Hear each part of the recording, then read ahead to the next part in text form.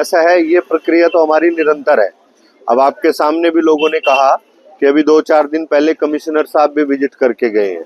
तो ये हमारा रूटीन का प्रोसेस है, रूटीन की प्रक्रिया है और उसी के तहत मैं 2-3 दिन के लिए गुरुग्राम में माननीय मुख्यमंत्री जी के निर्देश पर यहाँ आया हूँ और यहाँ की जो हमारी स्वच्छता की प्रक्रिया है वो कैसी चल रही हैं, स्वच्छता में क्या क्या चीज़ें अच्छी हो रही हैं, क्या नहीं हो रही हैं, उनका एक निरीक्षण करने के लिए, मुआयना करने के लिए माननीय मुख्यमंत्री जी ने यहाँ मेरी ड्यूटी लगाई है और 2-3 दिन अब यहीं रह करके सारी व्यवस्थाओं को जमीनी स्तर पर जा करके, लोगों के बीच में जा करके, उनसे बात करके, जो नगर निगम गुरुग्राम है वो क्या कर रहा है, लोग कितना उसको उपयोग कर रहे हैं, उन सारी चीजों का मुआयना कर रहे हैं। सर, आपने व्यापारियों से बात की, क्या कुछ आपको शिकायतें और संबंधी?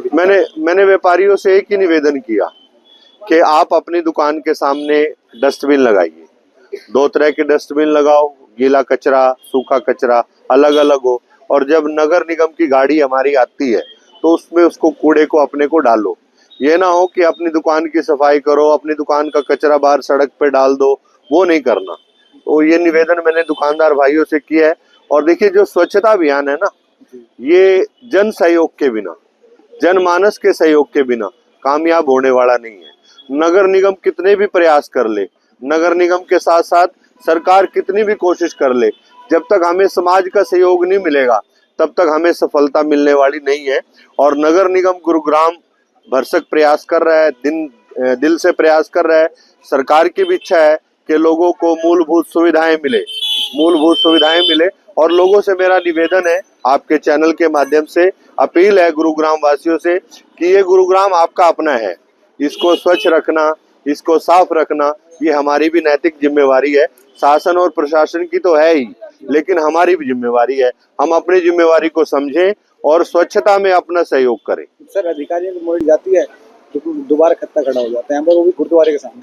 हाँ, मैं वही कह रहा हूँ कि ये जो प्रक्रिया है ना स्वच्छता वाली, ये मन की प्रक्रिया है, मन से ही होगा। ये केवल नगर निगम के बार बार कहने से करने से नहीं। अब मान लो जैसे डोर टू डोर का तो आपने आपके चैनल के सामने लोगों ने एक्सेप्ट किया ही है कि गाड़ी तो आती है, रोज आती है और गाड़ी यहाँ खड़ी भी है। उसके बावजूद भी आप देखेंगे दुकानदारों ने अपनी दुकान का कचरा अपने यहाँ मेन सड़क पे डाला हुआ है।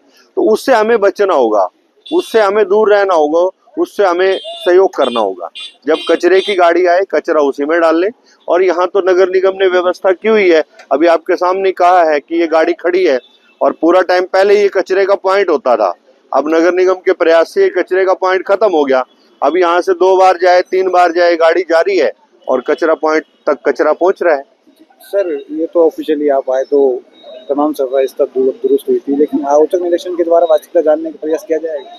बिल्कुल कर ही रहे हैं। आज ये औचक ही निरीक्षण था, इसके लिए मैंने कोई पहले से जानकारी दी है, सूचना दी, ऐसा नहीं है। आपकी जानकारी के लिए बता दूं कि ये मैंने औचक निरीक्षण किया है। और यदि यहाँ तैयारी होती या मैं पहले कह देता तो ये सफाई नहीं मिली होती। सफाई कहाँ हुई है, ये तो मैंने कहा ही है। यहाँ का जो सैनिटरी इंस्पेक्टर है, आज लोगों ने भी कहा, उसने भी माना कि यहाँ आए नहीं कर्मचारी, जबकि यहाँ तो डेली आने चाहिए। आमजन से किस तरह की अपील करेंगे? मैं आमजन से यही अपील करूंगा, देखिए, स्वच्छ भारत अभियान ये ना तो सरकार का अभियान है, ना ये नगर निगम का अभियान है, ये हमारा अपना अभियान है। हमें इससे अपने आप को जोड़ना है और जुड़ना है। गंदगी को हम वहीं डालें जहां गंदगी की जगह है। स्वच्छता होगी तो आपका बिजनेस जो है और अच्छा बढ़ेगा, आपका व्यापार और अच्छा बढ़ेगा, आपको प्रगति मिलेगी। स्वच्छता के साथ जुड़िए और गंदगी को भगाने में सहयोग करिए।